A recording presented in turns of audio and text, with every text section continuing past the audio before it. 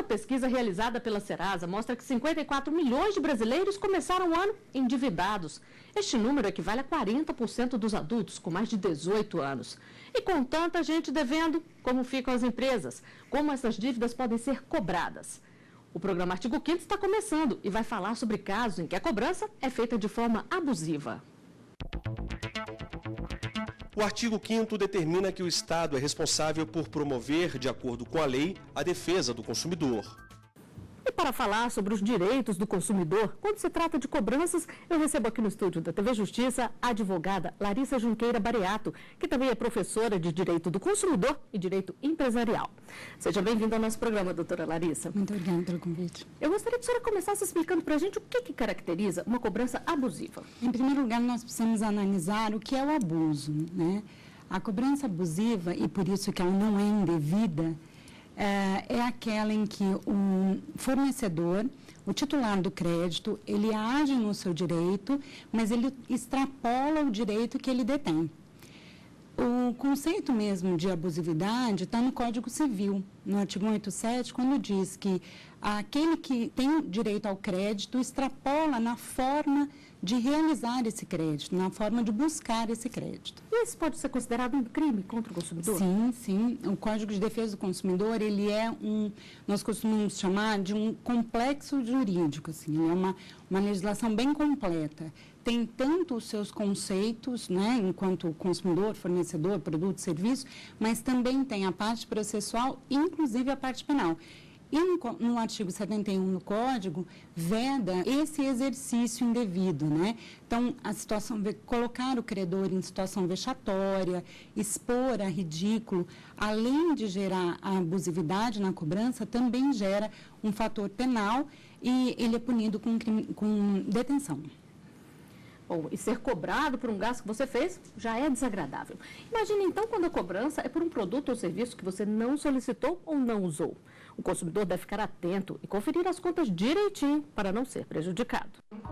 Quando recebeu as primeiras mensagens em seu celular, com o resumo dos capítulos das principais novelas da televisão, Fernando procurou imediatamente a operadora de telefonia.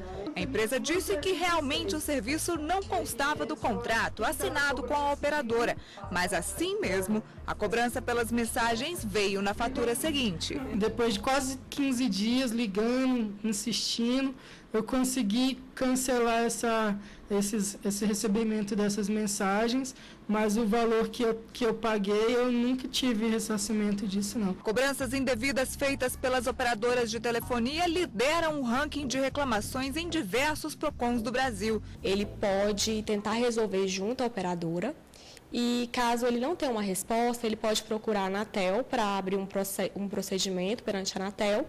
E a operadora ela tem 5 dias úteis para estar resolvendo a questão do consumidor.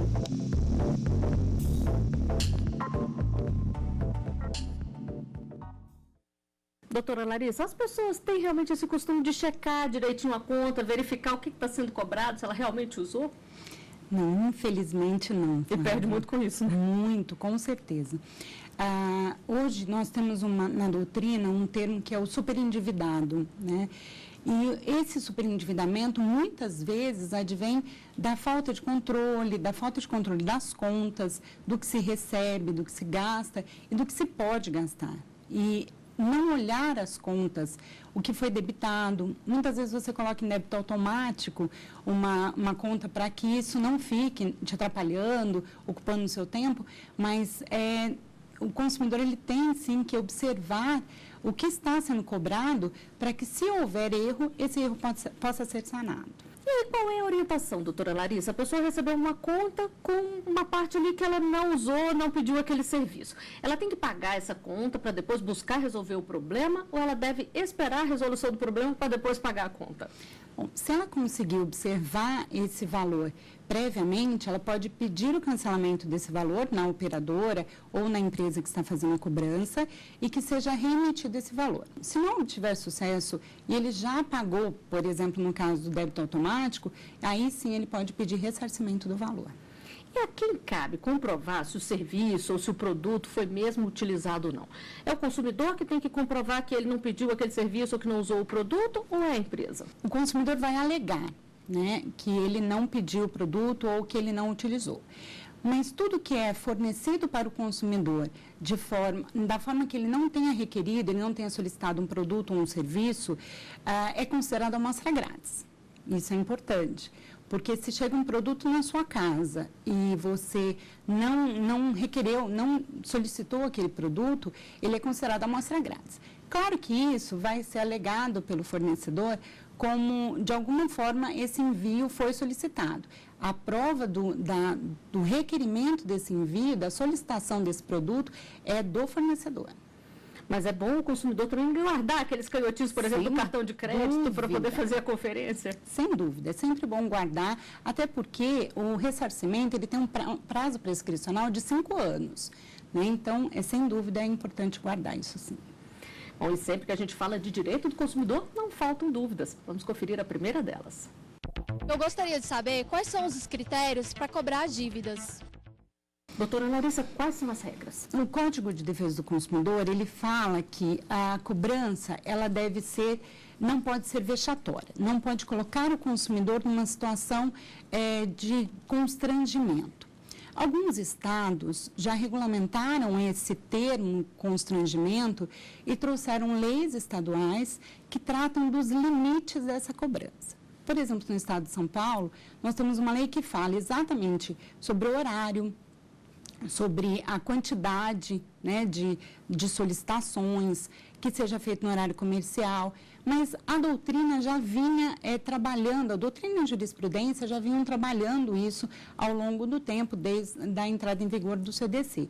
Então, é importante que o fornecedor não exponha o consumidor, por exemplo, noticiando um débito para colegas de trabalho, né, que a correspondência que tem o objetivo de cobrança não traga cobrança na parte externa e seja lacrada, né? Que as ligações sejam direto para o consumidor. Não pode deixar recado. Não pode deixar recado. Deixar recado com número, ok, pede para ele entrar em contato com o número X, ótimo. Agora, falar do que se trata, não pode. E outra coisa muito importante que a legislação de São Paulo trouxe é o valor. Na correspondência dirigida ao consumidor e na ligação dirigida ao consumidor, tem que trazer o valor líquido, né, o valor da dívida, o que é multa, o que é juros e, se houver, honorários aí no caso de uma ação judicial. Mas isso, por enquanto, só para São Paulo? Por enquanto, essa lei alguns estados têm, agora que eu tenho conhecimento de São Paulo. E vamos conferir mais uma pergunta feita por um telespectador. Eu gostaria de saber a quem a pessoa pode recorrer quando existe uma cobrança abusiva. Doutora Larissa, o que o consumidor que sofre uma cobrança abusiva pode fazer? Em primeiro lugar, ele tem que noticiar esse fornecedor que está se sentindo constrangido. Sempre pegar o número do protocolo, isso é muito importante. E quase ninguém anota, né? Ninguém anota, mas é muito importante. Porque aquela ligação, por exemplo, ela tem que ser arquivada e ela tem que ser disponibilizada para o consumidor, caso ele solicite. E para que ele solicite, ele vai ter que ter o número do protocolo. Então, é importante ele ter o número do protocolo, procurar os órgãos de defesa do consumidor, fazer uma reclamação e, se não houver uma solução nesse sentido, aí sim procurar o judiciário, até porque a defesa do consumidor no juízo, ela prescinde inclusive da necessidade de advogado. Dependendo do valor da ação, ele pode ir diretamente ao juizado especial, fazer a sua reclamação, tecer lá, juntar os seus documentos e pedir uma audiência de conciliação. Agora, a senhora falou aí das ligações. O consumidor tem direito a elas e ele pode pedir diretamente à empresa ou ele precisa entrar com uma ação judicial para isso? Não, ele pode pedir diretamente à empresa porque se ele fez parte dessa ligação, essa ligação também o pertence. A empresa não pode negar? Não pode se negar. Doutora Larissa, e hoje a maioria das empresas prefere terceirizar o serviço de cobrança. No caso de abuso, quem é que responde? Sem dúvida, a empresa fornecedora é a responsável. Se ela terceirizou um serviço que seria seu, a longa-manos, né, na extensão, ela continua sendo aquela empresa. Então, todo o ato, inclusive nessa legislação de São Paulo que eu estava te falando, fala sobre essa terceirização. Se houver a contratação de uma empresa terceirizada, aquele atendente deve ser preparado para esse tipo de serviço e também deve informar o consumidor de todos os seus direitos, né? E todos os acessos. A empresa deve ter, por exemplo, dos serviços de atendimento ao consumidor, que é uma legislação federal, deve informar o número de acesso, a página na internet, o número deve ser gratuito. Então, esse acesso é de responsabilidade do fornecedor direto. Agora, vamos falar aqui, o consumidor fez a compra, não pagou. A empresa que forneceu aquele serviço pode negativar o nome dele? Ela precisa avisar para ele que vai incluí-lo num cadastro de maus pagadores ou passou um prazo ali, ela pode negativar o nome? Ela pode negativar o nome, sim, mas ela deve notificar esse consumidor. O CDC, ele não trata especificamente, a doutrina acabou utilizando como analogia os 5 dias. Quem é responsável pelo cadastro de mal-pagadores, vamos dizer assim, são empresas terceirizadas, né? Então, o CDC ele fala que a responsabilidade da inclusão é dessa empresa. E essa empresa que deve informar. Hoje, as jurisprudências já consideram que há uma solidariedade entre o fornecedor e a empresa que inclui o nome do cadastro em listas de mal-pagador. E a dívida sendo paga, existe um prazo para tirar esse nome desse cadastro? O prazo deve ser o mais rápido possível. Aí utiliza-se novamente a analogia dos 5 dias, mas ele deve ser no prazo mais rápido possível. Vamos a um rápido intervalo. O artigo 5º volta já. Estamos de volta com o artigo 5º. Eu recebo aqui no estúdio da TV Justiça a advogada Larissa Junqueira Bareato, que também é professora de Direito do Consumidor e de Direito Empresarial. No programa de hoje estamos falando sobre cobranças abusivas. E o que acontece com a empresa que cobra por uma quantia que a pessoa não deve? Veja o que diz o Código de Defesa do Consumidor. Pela lei, a pessoa que for cobrada por quantia indevida tem direito a ser ressarcida com valor igual ao dobro do que pagou em excesso, acrescido de correção monetária e juros legais, a não ser que a cobrança tenha sido motivada por engano justificável. Doutora Larissa, a lei fala aí no engano justificável. Na prática, o que é isso? Bom, o engano justificável ele tem sido interpretado pela jurisprudência como o erro inexcusável, aquilo que ele não poderia se furtar a acontecer. Um exemplo, quando há uma questão de homônimos, né, o que pode acontecer, o erro inexcusável, esse erro justificável aí, ele está muito mais voltado para a má-fé, a interpretação da má-fé. O CDC, ele age pela teoria da responsabilidade objetiva. Então, o que significa isso? Não precisa prova da culpa. Porém, a jurisprudência tem sido um pouco mais flexível nesse sentido e observando, sim, se houve a intenção, se houve má-fé para a constrição aí do nome do devedor. Agora vamos explicar também mais um pouquinho como é feito esse ressarcimento. A pessoa foi cobrada de forma indevida.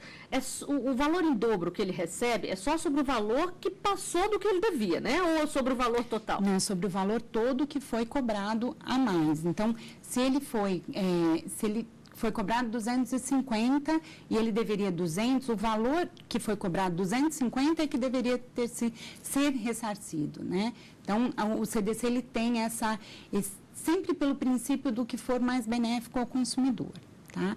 E também a devolução em dobro, ela tem um respaldo constitucional lá no princípio da dignidade da pessoa humana, né? E considerando que uma sanção para aquele fornecedor que agiu de forma dolosa, que agiu com má fé ou com abuso de direito que nós conversávamos lá atrás. Até para que isso não continue acontecendo. Até porque, como a gente também já falou no primeiro bloco, muita gente não confere, né? Exatamente. E tem esse viés de sanção mesmo. E tem prazo para essa empresa ressarcir o consumidor? Então, a prescrição para o ressarcimento ela é de 5 anos. É uma prescrição que também se respalda no Código Civil. E o consumidor ele também tem que ser diligente. Quando a gente entra na faculdade, um dos primeiros termos que nós aprendemos é que o direito não socorre a quem dorme. Então, é muito importante que o consumidor fique atento às suas contas, às cobranças, para que, se houver algum erro, possa verificar se ele pagou por esse valor que possa ser ressarcido em tempo de cobrança ou mesmo judicialmente. E vamos à última pergunta feita nas ruas. Gostaria de saber se uma empresa de telefonia me liga 1000 vezes para cobrar uma dívida, eu posso colocá-la na justiça? Doutora Larissa, e essa cobrança devida, ela pode ser feita de forma insistente ou o consumidor tem que ter um prazo para quitar essa dívida? Colocar o consumidor numa situação, numa ligação de, vamos dizer, 1000 vezes num dia, mas diversas vezes no mesmo dia, em horários diferentes, com ameaças, né? Isso pode ensejar, inclusive, a tipificação penal, como nós já havíamos conversado. Então, além dessa cobrança, que coloca o consumidor numa situação vexatória, que é o caput do 42, que nós conversamos agora há pouco, que o consumidor não pode ser colocado numa situação vexatória, e isso é uma situação vexatória, ele pode sim pedir que seja analisada aquela situação judicialmente, inclusive esse fornecedor ser responsabilizado civilmente, né, por uma indenização em danos morais. E aí, qual é a orientação para o consumidor? Ele deve anotar, por exemplo, cada horário que ele recebeu uma ligação? Cada horário que ele recebeu uma ligação, no fornecedor isso foi anotado. Então, eles têm lá um sistema que indica todas as vezes que foram levadas, né, a informação que foi levada para esse consumidor.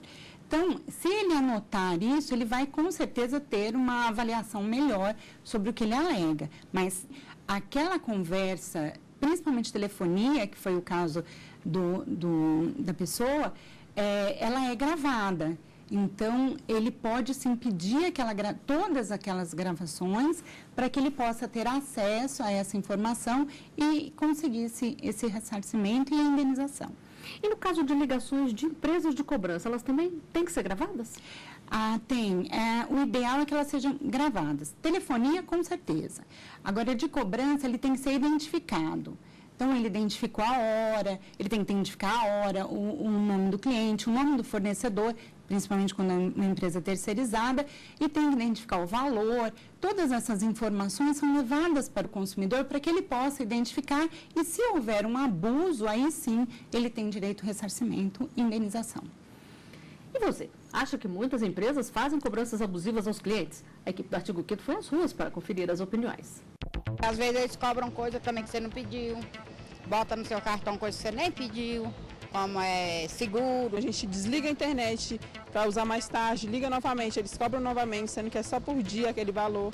Eles cobram 2, 3 vezes. Eu estava com um débito no cartão de crédito de R$1.000, eu estou pagando R$3.500. Tem que dar um tempo para a pessoa poder pagar, porque tem algumas pessoas que não têm condições de pagar da forma que a empresa quer, né? Eu procuro ler tudo que está escrito lá e o que der errado eu reclamo. Isso aí sem dúvida. E também não pago. O excesso que eles colocam lá eu não pago.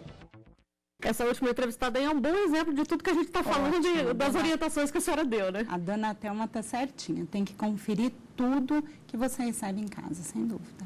Agora, a gente viu aí as pessoas reclamando muito de cartões de crédito em empresas de telefonia. Essas empresas são mesmo as campeãs em cobranças indevidas? Sem dúvida. Cartão de crédito e telefonia, infelizmente, eu estava lendo esses dias até um advogado de uma dessas empresas falando que, na verdade, é porque como existe um número muito grande de clientes, por isso existe um número muito grande de reclamação. Na verdade, não é bem assim. A proporção da reclamação também é muito alta, né? Então, realmente são os campeões. Agora, a gente viu também uma senhora falando que estava devendo R$1.500 e agora já está devendo R$3.500. A cobrança de juros excessivos também pode ser considerada abusiva? Também pode, mas aí ele vai precisar de uma revisão contratual, né? Já é um outro tipo de ação bem específica, porque os juros, existe um parâmetro de juros de mercado. Ainda que as instituições financeiras, e aí se incluem os cartões de crédito, não estejam dentro do limite da usura, que é de 12%, e sequer ao dobro disso, como já foi resolvido pelo STJ, nós temos um valor de mercado que deve ser cumprido. Está nesse item aquela teoria do superendividado.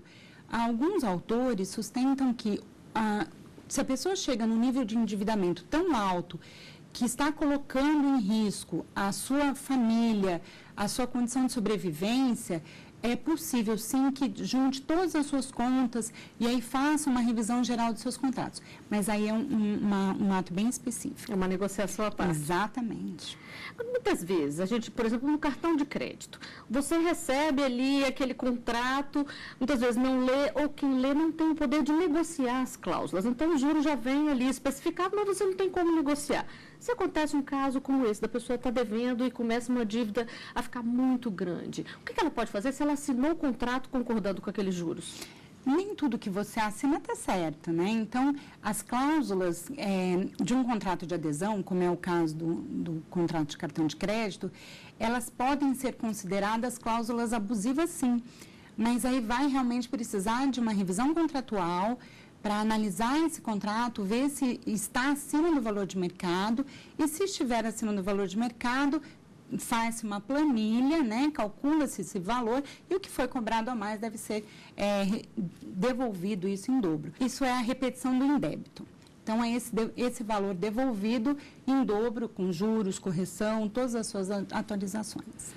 Outra cobrança que também perturba muito os consumidores é a dos 10%, que dizem que não é obrigatório, mas muitos lugares já trazem aquilo ali na conta e você não tem o que dizer. É ou não é obrigatório, doutora Larissa? Não, não é obrigatório, né? Ali é um percentual que vai ser voluntário e a instituição, né, a prestadora de serviço, ela deve indicar para esse consumidor que esse valor não é cobrado na conta e, se ele tiver interesse, ele pode pagar. Mas se o consumidor se recusar, ele tem esse direito também? Ele tem o direito, sim. E no caso do cover artístico? Aí já é um serviço que é prestado pelo estabelecimento e a pessoa tem que concordar ou não? Algumas doutrinas entendem que é uma venda casada. Outras entendem que aquilo já foi apresentado na proposta. Então, quando acontece a oferta do restaurante, por exemplo, na frente do restaurante tem que indicar que ali tem música ao vivo e que há cobrança de cover artístico. Aí sim o consumidor ele sabe onde ele está entrando, quanto ele vai pagar e o serviço que ele está consumindo. E a venda casada? Essa é proibida? Essa é proibida. E como é que funciona? Por exemplo, quando você faz um financiamento no banco e o gerente fala, não, para a liberação desse financiamento, você tem que fazer um seguro. Isso é completamente vedado, né? Se você faz, depois você pede o ressarcimento desse valor em dobro, inclusive, porque foi uma cobrança indevida. Bom, para encerrar, doutora Larissa, eu gostaria que a senhora desse uma dica para os consumidores que estão endividados. Como é que eles podem resolver essa situação e se livrar de uma vez de cobranças devidas ou indevidas? Primeira coisa é a leitura dos seus documentos, né? Observa o quanto você está pagando, o que você está pagando, se aquilo realmente é devido, se você contratou aquele serviço. Isso é muito importante, o consumidor ser diligente com as suas contas. Segundo lugar, se realmente ele estiver numa situação de superendividamento, procurar os PROCONs, porque existe uma campanha nacional com os PROCONs para desenvolver tabelas, atualizações, e se realmente houver valores, né, tiverem valores a serem ressarcidos, o PROCON pode notificar esse fornecedor para pedir uma conciliação e, se não for possível extrajudicialmente, que se dê judicialmente. E é bem importante também verificar direitinho o que está gastando para não gastar além da conta, né? Sem dúvida. Infelizmente, com o consumo de massa, as pessoas são levadas, sim, por uma questão de publicidade, né, a consumirem. Mas é muito importante a pessoa criar o hábito de fazer as suas contas e verificar se é possível ou não realizar aquela aquisição. Bom, e com essas dicas tão importantes no nosso dia a dia, nós chegamos ao final de mais um Artigo 5º. Doutora Larissa, muito obrigada pela presença aqui no estúdio da TV Justiça e pelos esclarecimentos. Imagina, muito obrigada, Flávia. Eu que agradeço o convite.